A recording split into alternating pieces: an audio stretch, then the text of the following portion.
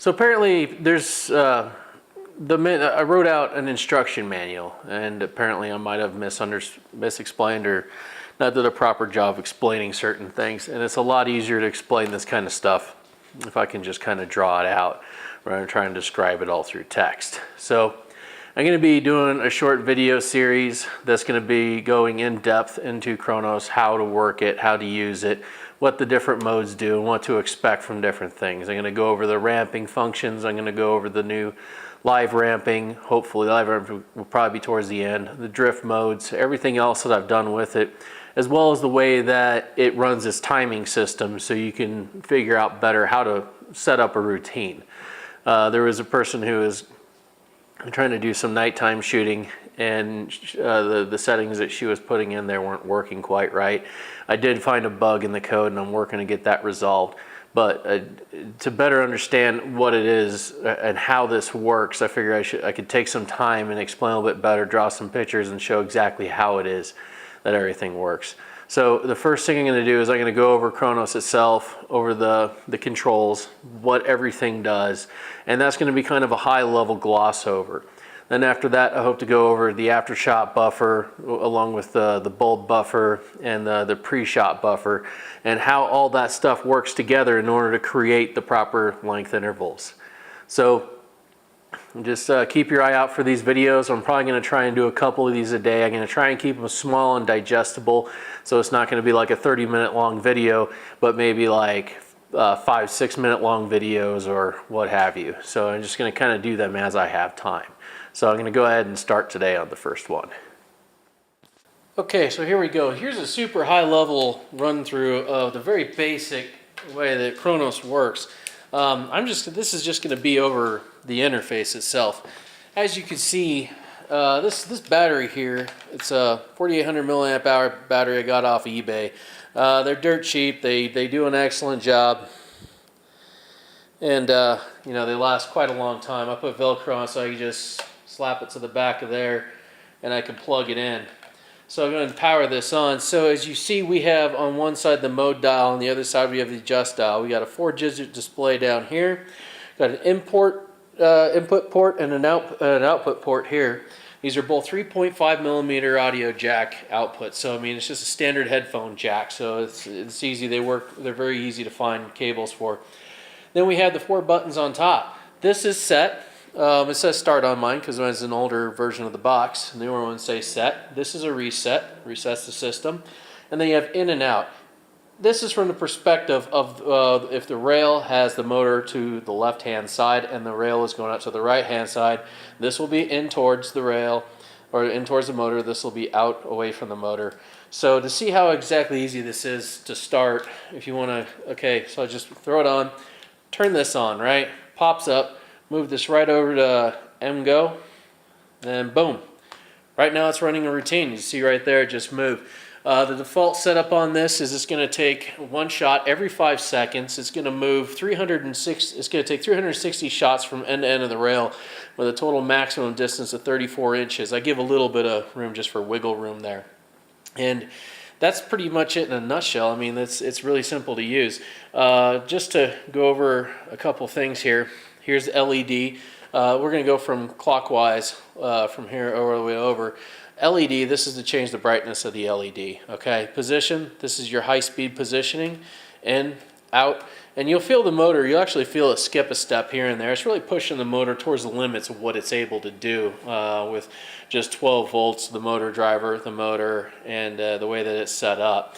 It'll take about 5 minutes to get the carriage from one end to another. So as you can see, it's really not a high-speed device. This is really only intended for time-lapse. Also, if it's going back and forth, you know, you have this, just in case you ever see how it stopped, going in, boom, reset. In order to clear the error, going in, boom, stops it. So it'll never damage itself by moving too far. The limit switches are built in and a part of every one of these. But yeah, so in a nutshell, that's, if you ever see it show error, it always means the limit switch has been hit. That's all it means, is that a limit switch has been hit. It doesn't mean anything else. That's the only time it'll come up. So if you're seeing that, you have a flaky limit switch somewhere. Let's move on really quick. Delay, this is the number of frames that you want it, or the number of images you want it to take before it starts its movement. So you can do like a lead in. So it can be sitting there stationary, taking shot after shot after shot, and eventually it slowly starts moving. You select the amount of shots you want to take from off all the way up to 1010 with the adjust dial. You find what you want, hit set. There you go, piece of cake. After that interval, anywhere from 1 second interval, which is not exactly useful almost any way, all the way up to 24 hours. If you see a little dot show up here, that means that this is shifted from hours to minutes instead of minutes to seconds. Watch as I bring this down. That's 9 minutes and 30 seconds.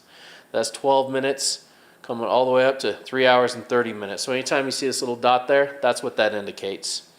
So that's the intervals you can select from. Bulb, I'm going to show you something real quick.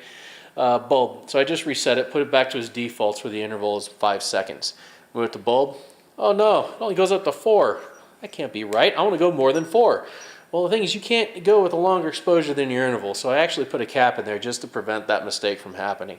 So if I take the interval up to 16 seconds, we move back over to bulb. Look at that, 15. It's always one under. Bulb only goes up to 1 minute. I put a cap on there. If anybody finds that to be inconvenient, let me know. I'll be happy to bump that up. I just didn't see a reason to really have it or anything over 60 seconds because I haven't really seen anybody really do any 60-second exposures. Next one is shots. This is the number of shots you want to take. It goes from 30 all the way up to 9,999. This jumps in 30 shot increments all the way up until about 1,000 shots where it starts jumping up by hundreds. So you have decreased resolution the higher you go, simply because if you need 3,500 shots, you're not going to need 3,502. You're not going to need 3,523. You know, 3,500, if this isn't good enough, I can work the code to make it work for whatever you need, or I can show you how to do that. But the higher, the areas where you're most likely to be running anywhere all the way up to like a couple, over 1,000 shots, have the highest level of resolution for selection. Let's move up to distance. 36 inches, oops. 36 inches, 1 inch. Also, it has the ability to do metric or standard. Metric, 90 centimeters or 1 centimeter. I had mine defaulted to immediately show in inches just because I think in inches, not in centimeters. But that's something that can be altered for anybody. I have a lot of these that went out. Most of these are going out with metric as the default. So you can choose in all the way up to 36 inches. If you have a longer rail, you can set it up to where it goes longer. It's just whatever you need. Then you also have the ramping mode. You see it doesn't show M. That's because this display does not show M. So it just says raw instead of ramp. But this is where you select your ramping. You got various types and stuff. We'll go through all of that later, but this is your velocity ramping section. Next one is repeats. This is if you want to redo the routine from the beginning, from the end, anything like that. Once again, we'll go through all this in depth later. Same with reverse modes. I like how reverse says R5. I need to find a better name than reverse because this display once again doesn't show the letter V. So that's why it just says R5. M-Go. Once again, there's no M. There's an M on this, but not on this because it doesn't show M. Go means it's ready to go. This is how you start your routine. You put it in there, pick a direction, boom, fires right off, no problem. Then you also have S-Go. This is for synchronized go. In this case, it takes an external clocking source like an intervalometer or maybe a pan tilt head or something that has camera trigger control, runs the trigger into this one, and then from here it goes out to the camera. And then this just kind of sits there, it intercepts a signal and knows how to sync up, and that's how that works. And then after that, you've got the continuous modes. And continuous movement is just, it'll move constantly. It will not trigger the camera. It will not do anything. It's just, it'll give you different speeds of end to end. And it also depends on the distance you choose. So if I choose 36 inches, hit set, right? Move down to continuous. You'll see the fastest I can go is 8 minutes and 41 seconds. But if I go back to distance, and let's cut that in half to about 15 seconds, move that back down, 3 minutes and 37 seconds. So it'll only go as far as you tell it to. So you can tell it to do continuous for just 6 inches, and it only moves for 6 inches. And I'll tell you about how long it's going to take for it to do that, depending on the speed you select. Once again, this little dot comes on. That means you've gone from minutes and seconds to hours and minutes. So it's 1 hour, 36 minutes. So that is a very quick and dirty rundown of this system. You got the 4 buttons: in, start, reset, out, the adjust dial, the mode dial, input jack, output jack, and that's really it. On the systems I've been putting together, the control box is a little bit different. These buttons are down here, and it's a flatter box, and it actually disconnects from the rail, whereas mine is built on. I plan to update mine whenever I get a chance, but I've just been too busy with other things. So I hope that works as a quick rundown. It shows the basic way the controls work. You just pick whatever you want. 4 seconds, start. You want 36, 34 inches, start or hit set, and it'll tell you that it selected it. Interval, you want 15-minute intervals, set. That's how it works. It's that quick to get this thing set up and running. So hope that helps, and next episode I think we're going to go over the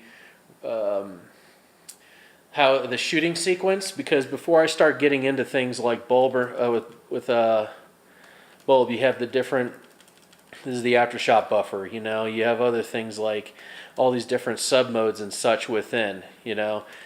Before I start hitting all those up, I want to go over some other basics, and then we're going to go through each one of these things in depth. So it's going to take me a while to get through all this. I'm going to try to keep them quick and simple. I'll try not to ramble like I am right now. So thanks a lot.